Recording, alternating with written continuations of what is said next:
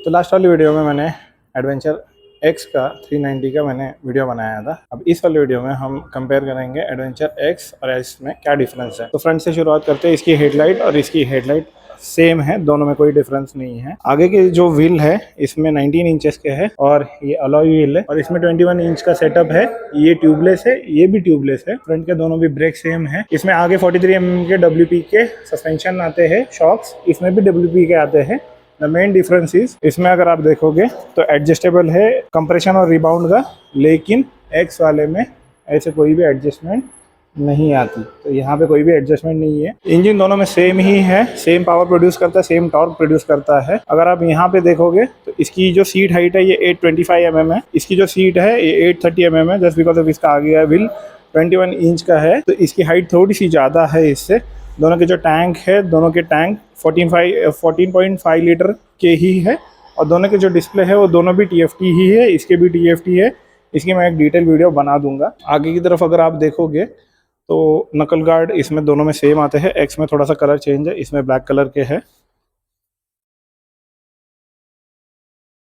Ground clearance की तरफ देखोगे तो इसका 228 के आसपास है और इसका 237 के आसपास है। जस्ट बिकॉज ऑफ रीजन वही है, इसका आगे जो व्हील है वो थोड़ा सा बड़ा होने की वजह से इसका ग्राउंड क्लियरेंस ज़्यादा है एस का। राइट में इस तरफ आओगे तो ये जो पूरा सेटअप है ये दोनों में सिमिलर ही है। इसमें भी सिमिलर है और इसमें भी सिमिलर है। थोड़ा सा जो कलर का है उतना ही डिफरेंशिएट है। पीछे के टायर साइज दोनों के सेम है। यहाँ पे स्पोक है और वहाँ पे अलॉय व्हील है। टेल लाइट भी दोनों की ऑलमोस्ट सेम है, उसमें भी कोई ज़्यादा डिफरेंस है नहीं। पीछे का जो टेल सेक्शन है दोनों का सेम है। यहाँ पे भी ग्रैब रेल और यहाँ पे भी ग्रैब रेल टोटली सेम है। मेन डिफरेंस यहाँ पे आप अगर इसका क्लस्टर मीटर में देखोगे तो इसमें आपको 3 मोड आते हैं, उसमें आपको 2 मोड आते हैं। यहाँ पे आप बहुत सारी चीज़ें कस्टमाइज़ कर पाते हो, वहाँ पे कोई चीज़ कस्टमाइज़ करने के ज़्यादा ऑप्शन नहीं है।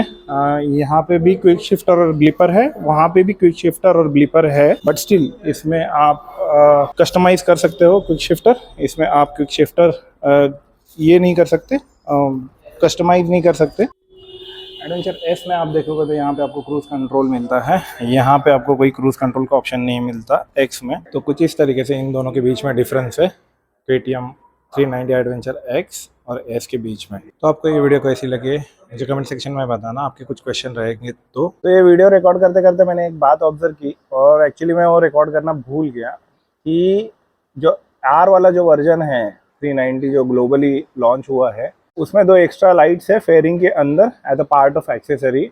बट ये वाले गाड़ी में कहीं पे भी एस में आपको वो सेक्शन या कहीं पे भी फिटिंग करने की जगह नहीं मिलती, वो पूरा का पूरा फाइबर से कवर है।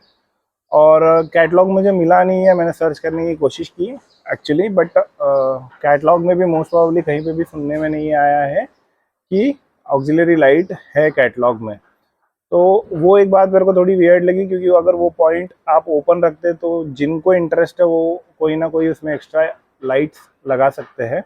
और बात रही एस और एक्स के बीच में कौन सा मॉडल लेना चाहिए, तो अगर आपको इलेक्ट्रॉनिक्स नहीं चाहिए, सस्पेंशन एडजस्टेबल नहीं चाहिए, आपको सिटी और थोड़ा बहुत आपको टूरिंग करना है तो आप एक्स की तरफ जा सकते हो। अगर आपको मोड्स के साथ खेलने में कोई इंटरेस्ट नहीं है, ऑफ रोड में कोई जाने का इंटरेस्ट नहीं है, road and road he focused है, आपका टूरिंग वगैरह करना है, तो आप एक्स की तरफ जा सकते हो।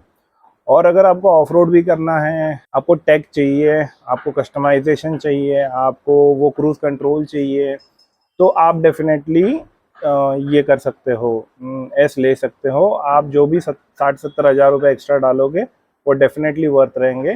प्लस मैं 510 511 के आसपास हूँ, तो मैं जब एस पे बैठता हूँ विदाउट फ्लैट फुट, मतलब एकदम फ्लैट सोल वाले जूते लेके बैठता हूँ, तो भी मैं अच्छे से बैठ पाता हूँ।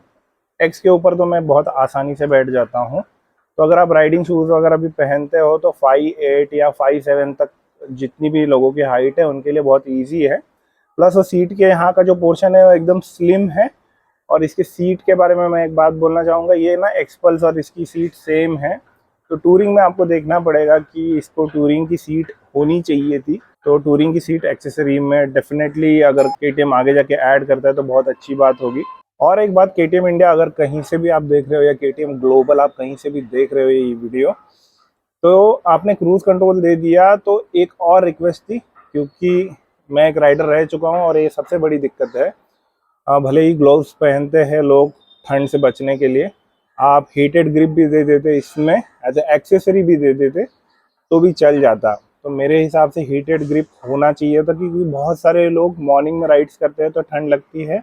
आप लद्दाख जैसी जगह पे गाड़ी लेके जाते हो तो भी ठंड लगती है। तो ये एक चीज़ एडिशनल हो सकती थी। ये हिमालयन में भी एक्सपेक्टेड है कि हीटेड ग्रिप आएगी, तो इट इज़ ऑलवेज वेलकम, क्योंकि लोग उसमें पैसा डालेंगे, क्योंकि वो चीज़ लिटरली बहुत काम की है। और अगर क्रूज कंट्रोल डाल सकते तो हीटेड ग्रिप डालने में कोई दिक्कत नहीं है। ये दोनों भी मॉडल्स है, मेरी एक्सपेक्टेशन है कंपनी से, रॉयल एनफील्ड भी और KTM भी। रही बात, तो ये वाले जो स्पोक है, रिसेंट में मेरे को सुनने आया है कि ये एक स्पोक व्हील जितनी भी हब है, स्पोक है और रिम है, ये टोटल कॉस्ट एक रिम की 30,000 रुपये है। तो टोटल दोनों की मिला के कॉस्ट 60,000 है। तो मेक श्योर करना कि आप ज़ीरो डेप लेना जितने साल तक आपको मिलता है, क्योंकि अगर इसकी एक भी रिम ख़राब होगी तो भी आपका इंश्योरेंस का पैसा वसूल हो जाएगा। और मेरे जानने में जितना है, तो मैंने भी ग्लोबली जब भी ये टाइप की रिम्स देखी हुई है जिसके पीछे सीलेंट लगा हुआ रहता है, तो 200 से $300 के बीच में रहती है। तो 30,000 रुपये इज़ ओके, बट ये थोड़ा मेरे को ओवर प्राइस लगता है। लेकिन जो भी टेक है, ये पूरी रिम कंपनी से ही बन के आएगी, यहाँ पे कोई असेंबल नहीं कर सकती, क्योंकि इसके पीछे का जो सीलेंट होता है वो एकदम फिक्स रहता है, मतलब वो इधर उधर हिलता नहीं है। तो अगर आप वो अंदर का पोर्शन देखोगे कभी, मैंने देखा हुआ है कुछ एक्सेसरीज के वीडियोस में कि ये टाइप की रिम कैसे होती है। इसके लिए इसका जो बीच का सेक्शन है ना, वो बहुत मोटा है कंपैरेटिवली नॉर्मल स्पोक वाले रिम से। तो वो सेक्शन में एक सीलेंट रहता है, तो वो जितने भी उसके निप्पल्स रहते हैं इसके स्पोक के, वो उसको पूरी तरीके से सील कर देता है बीच वाले पोर्शन में। जैसे हमारे यहाँ स्पोक पे पीछे सीलेंट स्ट्रिप लगा के, सीलेंट लगा के फिर उसको पैक कर देते हैं, कन्वर्जन किट रहता है वो। बस इनके यहाँ पे वो कंपनी फिटेड रहता है। तो आएगी तो मेरे हिसाब से पूरी स्पोक की असेंबली ही आएगी, क्योंकि ये यहाँ पे कोई नहीं बना सकता। तो ये एक बात ध्यान में रखना।